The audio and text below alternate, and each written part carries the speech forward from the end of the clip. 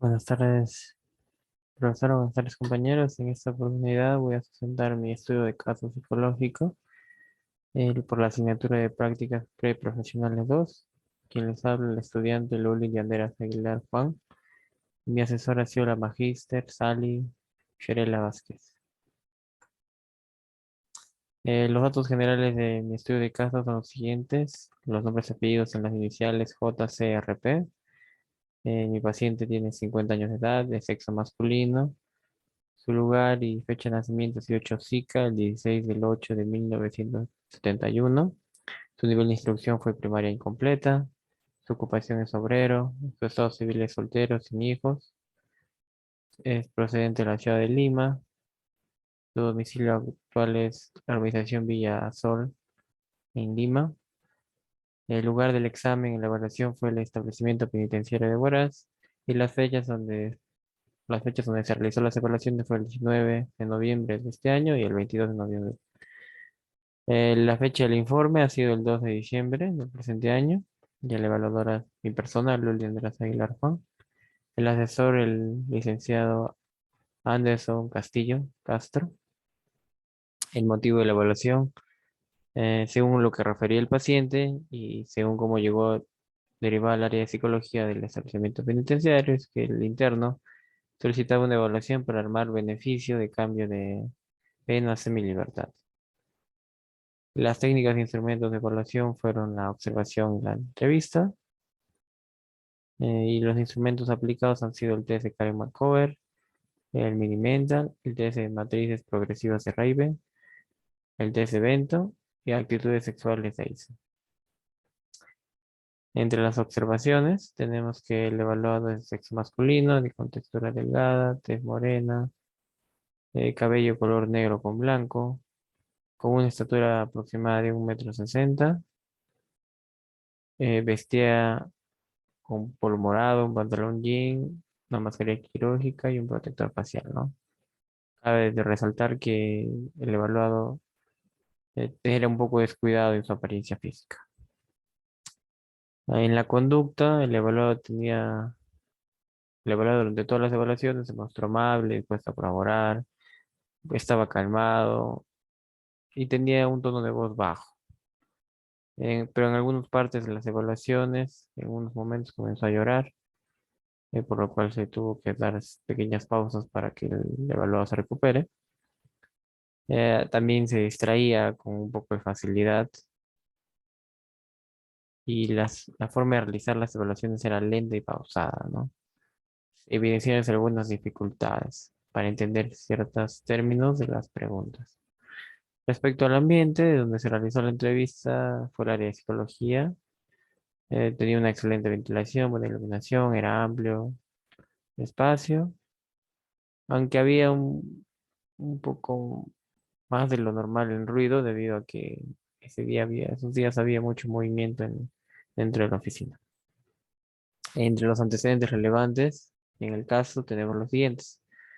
Que el evaluador señaló que desde que su nacimiento no fue planeado y de niño en su hogar había muchas peleas debido a que su padre tomaba alcohol en exceso. A los 4 años sus padres se separan y crece solo con su madre. Además, su relación con su padre ya era más distante. A los 6 años tuvo que abandonar el colegio por la falta de recursos económicos y nunca más ya pudo retomar sus estudios. Desde esa edad en adelante se dedicó a trabajar en la calle, ¿no? Vendiendo cositas pequeñas y ahí se ayudaba a su mamá. Durante su adolescencia tuvo ciertas dificultades que afectaron sus relaciones interpersonales dentro de su hogar, ¿no? Problemas, problemas con su familia, problemas con sus hermanos. Y así que desde ese entonces prefería ya empezar a estar solo, no querer estar acompañado.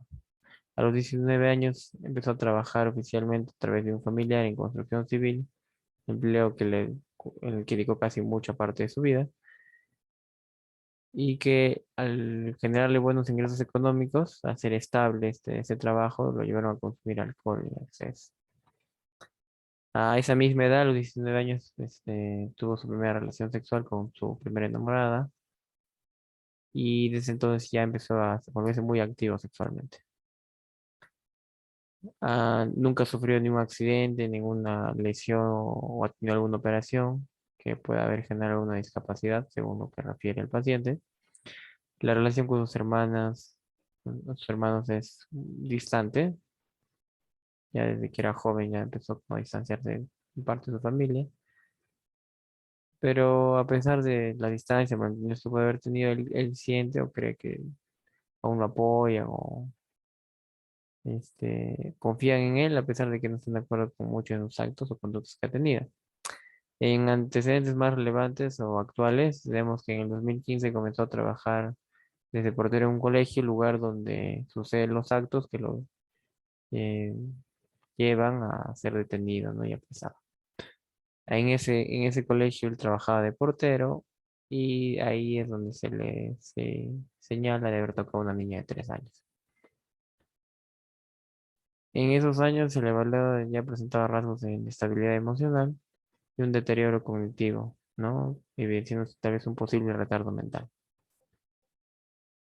Ah, ahora, dentro del establecimiento penitenciario de Huaraz, tiene un comportamiento equilibrado y está mostrando un buen proceso en su avance de resocialización, ¿no?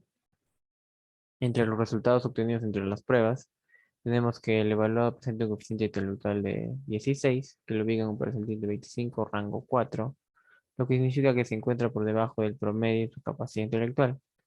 Esto nos indica que su condición patológica, cuya principal característica es un desarrollo insuficiente y que afecta la adaptación en su entorno relacional, social y laboral, ¿no? También en lo que es respecto a personalidad, se evidencia una posible enfermedad orgánica cerebral con infantilismo, la falta de comunicación. Asimismo, presenta una percepción no cerrada del mundo, pero con muchas dudas. También existe una posible reacción a la crítica y opinión social, ¿no? Además de tener una conducta sexual conflictiva y inadecuada. También se encontraron rasgos de agresividad, pero con una debilidad física en sus brazos, ¿no? Mostraba que su parte física más débil, posiblemente son sus brazos. El evaluado no presenta rasgos clínicamente no significativos de neuroticismo y inseguridad sexual, con elementos de sentimientos de culpa. El evaluado por su inestabilidad emocional, por neuroticismo, tiene niveles bajos de ánimo, distimia, estado de melancolía recurrente y culpabilidad por sus actos. El evaluado además presenta grandes dificultades en la retención de memoria a corto plazo, con rasgos muy marcados de distorsión y perseveración, por lo que se presume un deterioro cognitivo, ¿no? Otro resultado respecto a la parte de atención es que el paciente tiene una atención de tipo selectiva y posee ciertas dificultades para centrar su foco de atención en un solo tema, por lo que se distrae con facilidad. Respecto al área del lenguaje, el evaluado se puede expresar con un lenguaje claro, pero con un tono de voz muy bajo. Además, no sabe expresar con claridad sus ideas, no las logra ordenar adecuadamente, lo que limita mucho su comunicación haciéndola poco fluida. En su estado de conciencia, el paciente se encuentra ubicado en el tiempo y espacio, teniendo conciencia de dónde se encuentra y cuál es su situación actual. Pero en sí mismo tiene temores de cómo es percibido por familia, cómo lo ven actualmente y cómo puede ser juzgado dentro de la sociedad. Ideas de culpabilidad también se ha encontrado. En siguiente apartado de actitudes, tendencias dominantes, tenemos que el paciente nos muestra una tendencia pesimista o culpabilidad debido a que considera que las cosas van a salir bien, pero que de sus errores está aprendiendo. También siente que ha sido abandonado por sus amigos, pero aún tiene apoyo de parte de su familia, sobre todo de su madre, lo que refiere. Respecto a la memoria, el paciente presenta una mala memoria fotográfica, ya que no pudo resolver los ejercicios de serie de dibujos, porque no los podía recordar. Respecto a la memoria a corto plazo, tuvo dificultades para recordar frases, series de letras y números que se le solicitaban, ¿no? Y en la memoria a largo plazo, tuvo dificultades para recordar la serie de palabras que se le había dicho al comienzo, en la entrevista, en los ejercicios, en las evaluaciones, pero sí logra recordar con claridad datos de su familia, su historia y su pasado. Respecto a la eh, sociabilidad, el paciente se mostró colaborador, pero tímido al mismo tiempo, solo respondía a las preguntas que se le hacía, no buscaba entablar una comunicación, por lo que es una persona introvertida con un temperamento melancólico. No presentaba ninguna dificultad para retomar su proceso de resocialización, pero sí se evidencia facilidades para demostrar sus sentimientos y opinión frente a los demás. Se evidencia dificultades, ¿no? En ese aspecto. Comprensión de la enfermedad. El paciente refiere que no tiene ninguna dificultad, salvo la de no poder realizar algunas cosas debido a que nunca pudo estudiar, según lo que señala en un evaluado. También es poco afectivo, evidencia tristeza por la situación actual, aunque se muestra optimista en salir y superar esta situación. Respecto a sus funciones vitales, el evaluado no tiene ninguna dificultad respecto al sueño, descansa bien o no tiene problemas en ese aspecto. A partir de las evaluaciones, los resultados obtenidos se puede presumir o se realiza una aproximación diagnóstica que nos intuya un posible trastorno del desarrollo intelectual o una discapacidad intelectual con una gravedad moderada. Entre las recomendaciones a partir de este caso podemos tener que es necesario realizar una evaluación neurológica para evaluar el presunto deterioro cognitivo pues, en el paciente. Además, sería bueno que el evaluado practique la lectura para mejorar su problema de memoria y estimular su percepción y concentración. También es bueno realizar juegos que le van a generar una estimulación mental, juegos como ludos o paletras, entre otros. Asimismo, sería bueno que asista a terapias o talleres donde busque desarrollar sus habilidades blandas, pero siempre con la guía de un profesional, ¿no? Además, sería importantísimo abordar sus ideas de culpabilidad para mejorar su neuroticismo. Y para terminar, los anexos de mi caso de estudio, como podemos ver, consentimiento informado.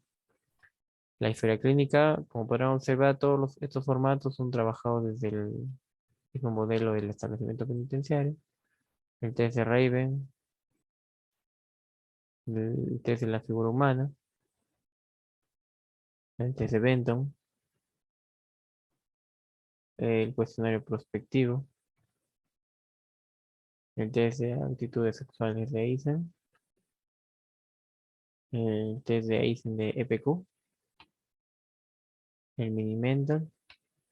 Y eso sería todo. Muchísimas gracias, profesora. Muchísimas gracias, compañeros. Eso sería todo de mi parte.